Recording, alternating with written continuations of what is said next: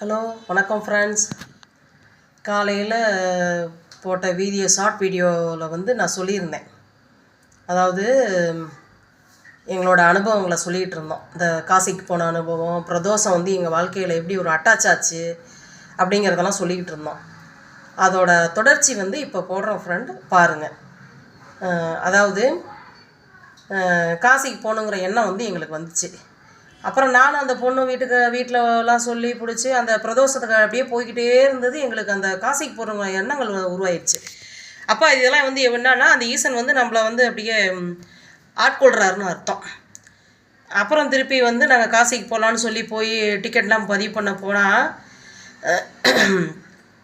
அங்கே போனால் எங்களுக்கு டிக்கெட் கிடைக்கல. திருச்சி போனோம், சேலம் போனோம், எங்கேயுமே கிடைக்கல. அப்புறம் திருப்பி தக்கல்னு சொல்லி ஒரு இதில் போட்டு நீங்கள் போயிட்டு வாங்கன்னு சொன்னாங்க. சரின்னு சொல்லி நாங்கள் தக்கலில் போட்டு போயிட்டோம். போவேல ஆதார் அது வேணும் இது எங்களுக்கு அனுபவம் இல்லை, ட்ரெயினில் போன அனுபவம்லாம். போயிட்டு இதை பண்ணி போய் காசியில் இறங்கிட்டோம். காசியில் இறங்கிட்டு அங்கே போனால் திக்கும் தெரில வடக்கும் தெரில.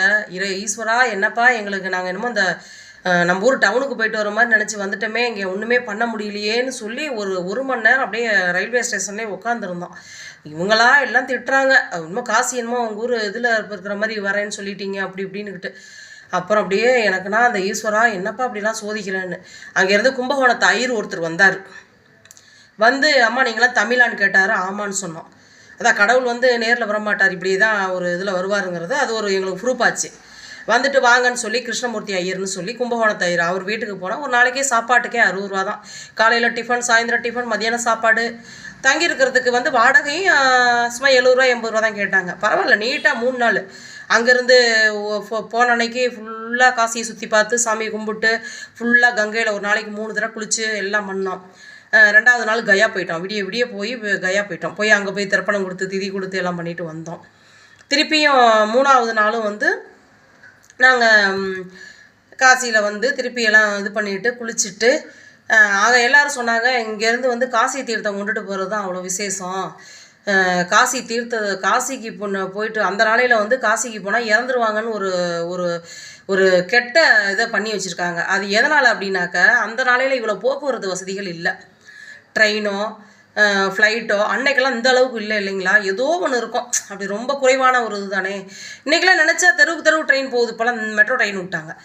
அன்னைக்கு அன்றைக்கெல்லாம் அந்த மாட்டு வண்டியில் போகிறதுக்கு 6 மாதம் ஆகிடும், வர்றதுக்கு 6 மாதம் ஆகிடும். அதுலேயே ஒரு நாளைக்கு ஃபுல்லாக நடந்துக்கிட்டேவா இருக்கும் மாடு மட்டும்.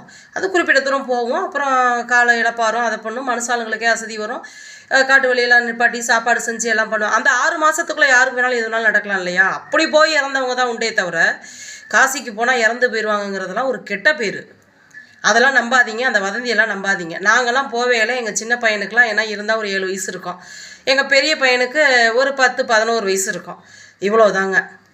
போயிட்டு வந்தோம், எல்லாம் பண்ணினோம், சாமியை கும்பிட்டோம். என்னடா காசிக்கு தீர்த்தம் எல்லாம் கொண்டு வர சொல்கிறாங்க, நம்மளால் தீர்த்தத்துக்கு எங்கேப்பா போகிறதுன்னு சொல்லி அங்கே போய் இருந்தால் அங்கே எல்லாம் அங்கே காசியில் வட மாநிலத்திலலாம் எப்படின்னா கோபுரம்லாம் நம்ம மசூதி இருக்குது பாருங்கள், முஸ்லீம் மசூதி அந்த மாதிரி மொழுன்னு இருக்கும். அப்படியே காவி கலரில் அடித்து வச்சுருப்பாங்க.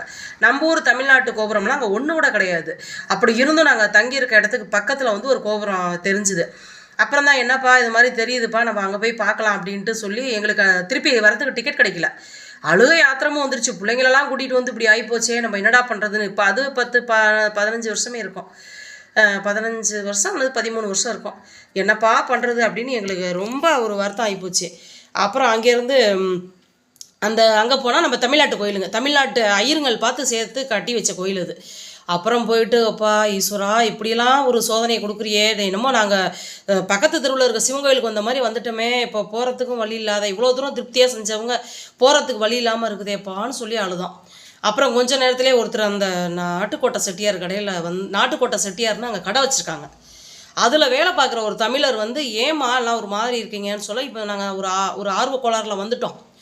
திருப்பி போகிறதுக்கு எங்களுக்கு ஒன்றும் தெற்கும் தெரில வடக்கும் தெரிலப்பா, எப்படி போகிறதுன்னு தெரியல அப்படின்னு சொல்லி நாங்கள் புலம்பிக்கிட்டு இருந்தோம். அவர் ஒரு ஏஜென்சிகிட்ட கூட்டிகிட்டு போனார், இங்கே வாங்கன்னு சொல்லி. அங்கே போனாலும் முடியாதுன்ட்டாங்க. அப்புறம் அவர் அந்த ஹிந்தியிலேயே பேசி எல்லாம் சரி பண்ணி 1 மணி நேரத்தில் எங்களுக்கு டிக்கெட் கிடச்சி அன்றைக்கி நைட்டே கிளம்பி மெட்ராஸ் வந்துட்டோம். கங்கா காவிரின்னு சொல்லி அந்த ட்ரெயினில் வந்துட்டோம். அப்புறம் திருப்பி அது பாருங்கள், இந்த இதை கேளுங்க, காசி தீர்த்தம் எங்களுக்கு கிடைக்கல. அப்புறம் என்னப்பா இவ்வளோ தூரம் வந்துட்டோம் கிடைக்காத போச்சு சார், அதுக்கும் ஈஸ்வரன் ஏதாவது வழியை விடுவார் அப்படின்னு சொல்லிட்டு நாங்கள் அதுக்கும் உட்காந்துருந்தோம். அது இந்த கூட வந்த பொண்ணு கூட எதுவும் கிடைக்கல. நான் ஒரு ஆர்வ கோளாறுல அந்த கங்கையில் போகிற தண்ணியை பிடிச்சிட்டு வந்துட்டேன். அதை வந்து கொண்டு போகக்கூடாதான். அதில் வந்து கங்கையில் வந்து நம்ம குளித்து குளிக்கிறது பாவப்பட்ட தீர்த்தம். பிணங்கள்லாம் வந்து அங்கே வாடையெல்லாம் அடிக்காதுங்க. பிணங்கள்லாம் எரியறதுனால அது வந்து அது பாவப்பட்டது எரிஞ்சு அப்படியே பாதி பாதியாகவே தள்ளிடுவாங்க. இந்த கர்ப்பிணிகள்லாம் வந்து சரியானபடிக்கு எரிக்குமா அப்படியே தான் தள்ளிடுவாங்க.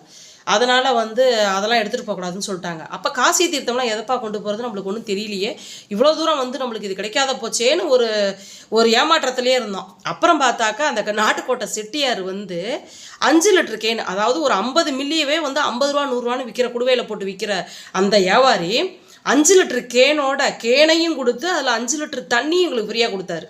பத்திரமா எடுத்துகிட்டு போங்கம்மான்னு. அப்படியே நான் உசுறு மாதிரி பாதுகாத்து அதை கொண்டு வந்து ராமேஸ்வரத்தில் போய் கொஞ்சம் கொடுத்தோம். தீர்த்தத்துக்கு வந்து சாமி ராமநாத சுவாமிக்கு வந்து மேலே அபிஷேகம் பண்ணுறதுக்கு கொடுத்தோம். அப்புறம் எல்லாம் கொடுத்து முடிச்சுட்டு நேராக வீட்டுக்கு வந்தால் அந்த கூட வந்த பொண்ணால் வந்து விரதம் கூட விட முடியல ஒரு சூழ்நிலை ஆகிப்போச்சு. அப்புறம் நாங்கள்லாம் வந்து நான் வரத்துக்குள்ளேயே எங்கள் சொந்தக்காரங்களாம் எல்லாம் ஒரு 10 பேராட்ட வந்துட்டாங்க. வந்து எல்லாம் விரதம் விட்டு சாப்பாடு செஞ்சு எல்லாத்துக்கும் போட்டு எல்லாம் ஒரு செஞ்சோம். அதெல்லாம் இப்போ நினச்சி பார்த்தா இப்போ காசிக்கு போயிட்டு நம்ம வந்துட்டோமா அப்படிங்கிற மாதிரி இருக்குது. எப்படி தான் நம்ம இந்த அளவுக்கு போயிட்டு வந்தோமோ தெரியல அப்படிங்கிற ஒரு ஆச்சரியம் மாதிரி. நான் இப்போ இதெல்லாம் எதுக்கு சொல்ல வரேன் அப்படின்னா, சிவன் வந்து யாரை வந்து அவர் நோக்கி வராரோ அவங்களுக்கு இந்த பதிவு எதனால் போகும்னா, சரி நாமளும் அவங்களுக்கு அந்த மனசில் போய் ஊடுருவோம்.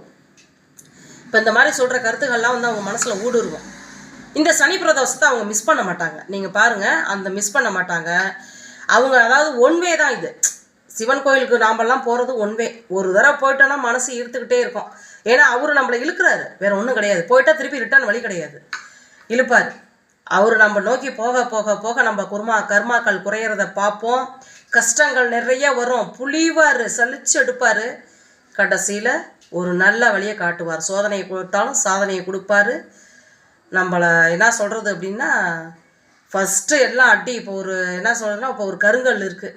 அந்த கருங்கல்லை எடுத்து அந்த கல் உடைக்கிறவங்க அடித்து உதச்சி பண்ணும்போது அந்த கருங்கல் வந்து சுக்காக இடையில உடஞ்ச கல்லை வந்து வாசப்படி கூட ஆகாதுன்னு தூக்கி போட்டுருவாங்க.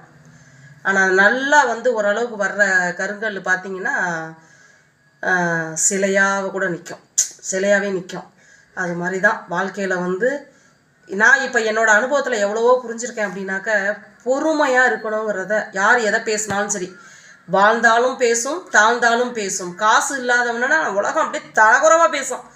அதெல்லாம் காதில் வாங்கிக்காதீங்க. ஓரளவுக்கு நம்பிக்கையோட இந்த சனி பிரதோஷத்தை அட்டன் பண்ணுங்கள். அடுத்த பதிவை அடுத்ததில் மீட் பண்ணலாம். Okay, bye friends.